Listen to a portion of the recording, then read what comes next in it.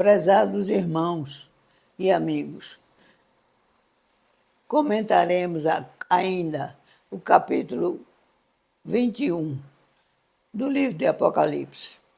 Dessa vez, agora, continuando os versículos já lidos, nós iremos para o 5 até o 8.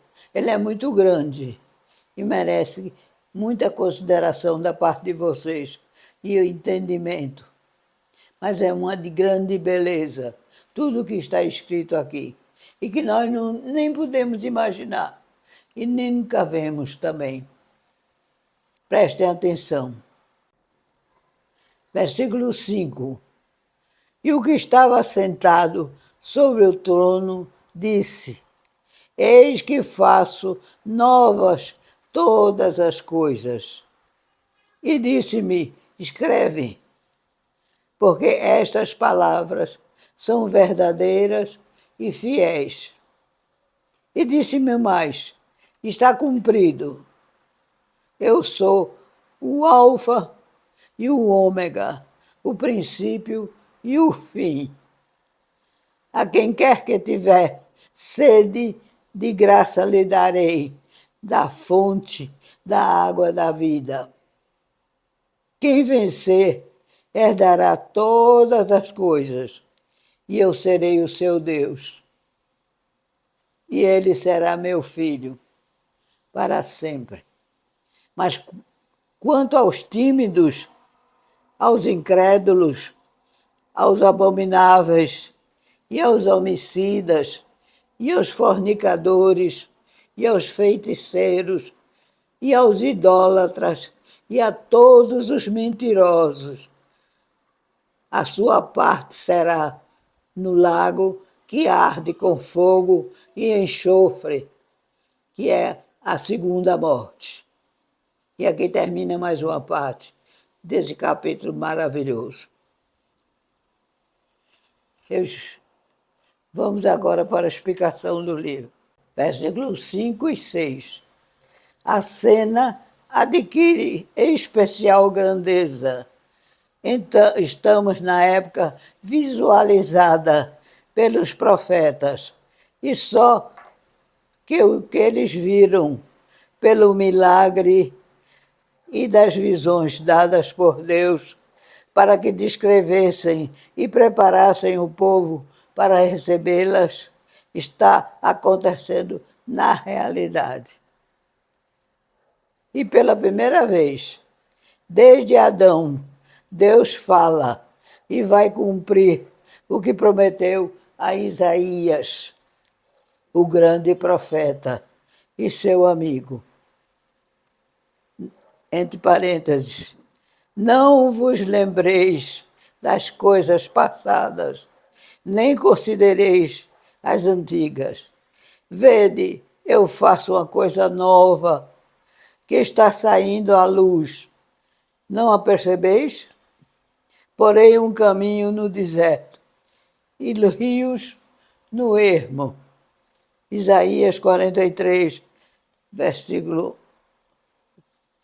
18 a 19. Eu quero me apresentar de novo para vocês. Eu sou Salma Pimentel, professora de Bíblia há muitos anos. Vamos continuar a nossa leitura. Na visão de João, o que ele ouve do Senhor, ele tomará o mundo e o refará. Tomará a vida e a fará de novo, perfeita, para que os seus eleitos a vivam com alegria e paz eterna. O anjo da presença falou com João no início da visão, assegurando que Deus habitaria com os homens e que nada mais de pranto ou tristeza existiria na terra. Logo após, Deus se faz ouvir e promete refazer a terra e a vida. Aí é ele quem fala. Em Romanos, capítulo 8, versículos 21, lemos a promessa que na época da visão de João se cumprirá. entre parênteses, na esperança de que também a própria criação será libertada do cativeiro, da corrupção, para a liberdade da glória dos filhos de Deus. Fecha parênteses. E a salvação, no sentido bíblico, inclui a redenção, não só da alma, mas do corpo e do lugar físico onde o homem habitará. Ela é completa. O autor do livro recebe a ordem de escrever o que eu estava ouvindo, porque as palavras eram fiéis e verdadeiras. Elas são confiáveis, pois acontecerá como ele falou. E a voz de Deus se faz ouvir de novo. Está cumprido. Eu sou o Alfa e o Ômega, o princípio e o fim. Não resta dúvida que é Ele, o nosso Salvador, que está falando e prometendo. E Ele nunca deixou de cumprir tudo o que prometeu. Isaías deve ser sempre citado, pois ele ouviu e nos transmitiu grandes promessas. Esta que citaremos, está incluída entre as mais belas, porque enche de orgulho a alma daquele que confia no poderoso Deus que a ditou. Assim, abre aspas, assim diz o Senhor, Rei de Israel, seu Redentor, o Senhor dos Exércitos. Eu sou o primeiro e eu sou o último, e além de mim não há outro. Fecha aspas. Isaías 44, versículo 6. E ele repete a bela frase, a grandiosa promessa no Apocalipse. Alfa é a primeira letra do alfabeto grego e ômega a última letra. A palavra princípio, na sua forma original, tem um significado mais profundo do que apenas ser algo que ocupa o primeiro lugar em uma série. Quer dizer fonte e origem, ou origem, de onde todas essas coisas são extraídas. Significa que todas as coisas têm o seu nascimento, têm o seu princípio, sua criação, seu chegar a ser em Deus e por Deus. A palavra fim, no seu original, tem um sentido mais profundo. Significa meta, consumação, propósito final, aquilo no qual todas as coisas chegam a realizar plenamente o seu propósito. João afirma, portanto, que a vida começa com Deus e termina com Deus. O homem vem dele e para ele. E isso ele promete a seguir. Abre aspas.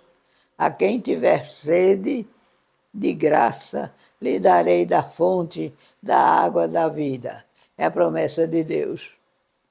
Fecha aspas. A grandeza desse Deus magnífico é toda canalizada para o benefício do homem. Não é à toa que em João 3, versículo 16, temos o texto áureo sobre ele. De tal maneira amou o mundo que deu o seu Filho unigênito, para que todo aquele que nele crê não pereça, mas tenha a vida eterna. Esse é o versículo áureo da palavra, dita pelo próprio Deus. Todo o seu poder glorioso vai ser usado para dar ao homem toda a felicidade que ele jamais possuiu e que foi sempre o desejo maior do que o seu coração. O homem sempre buscou a felicidade e muitos poetas a cantaram, sempre afirmando que ela era inatingível, tal qual uma sombra que se esvai. Agora, porém, ela será alcançada. Será uma realidade palpável. Estará na pessoa misericordiosa e amante desse Senhor, que se deu a nós lá na cruz, no Gólgota. Versículos 7 a 8. Todas as coisas herdará quem vencer, e eu serei seu Deus, e ele será o meu filho, diz Deus. Nas 7 cartas que Cristo mandou às igrejas, sempre promete muitas coisas àquele que vencer. Essa vitória só será conquistada através da lealdade a Ele. E a promessa de Deus é a mesma do Filho. As bênçãos de uma vida plena, espiritual e física só serão dadas ao vencedor, ao forte, ao leal, ao fiel. Para esse, a alegria incomensurável de ter um Deus como Pai. Logo a seguir, vem a lista daqueles que não vencerão, não serão filhos de Deus, não terão direito a nada. E a fila começa aqui. Os medrosos, os incrédulos, os abomináveis, os homicidas, os adúlteros, os feiticeiros, os idólatras e os mentirosos. Essa é a lista dos que não entrarão no céu. Agora vamos falar sobre cada um deles. Os medrosos são os que não tiveram coragem de sofrer, inclusive a morte, por amor a Cristo. Os incrédulos são os que não perseveraram na fé em Jesus. Os abomináveis são os que se mancharam adorando a besta, ou os que são moralmente impuros. Os assassinos, adúlteros e feiticeiros são os que praticaram, seguido pela besta, maldade contra os cristãos. Os que tiveram vidas imorais e os que adoraram o diabo e o serviram. Os idólatras são os que adoraram falsos deuses e, particularmente, a besta. Os mentirosos são os falsos. O Apocalipse condena a falsidade e Deus sempre se manifestou contra eles. O destino para todos esses, dessa lista que foram acima citadas, é o lago que arde com fogo e enxofre eternos, o próprio inferno. Lembrem-se bem de que as bênçãos de Deus são maravilhosas, mas que as condenações dele não são maravilhosas. E ninguém pode aguentar lutar com ele e vencer depois que fez o que fez. Ele não há mais tempo para perdoar. E nem quer. Eu acho que nós ainda temos uma chance de lutar por esse Jesus, por esse Deus maravilhoso, antes que seja tarde demais. Que Deus os abençoe e os guarde no seu amor. Amém.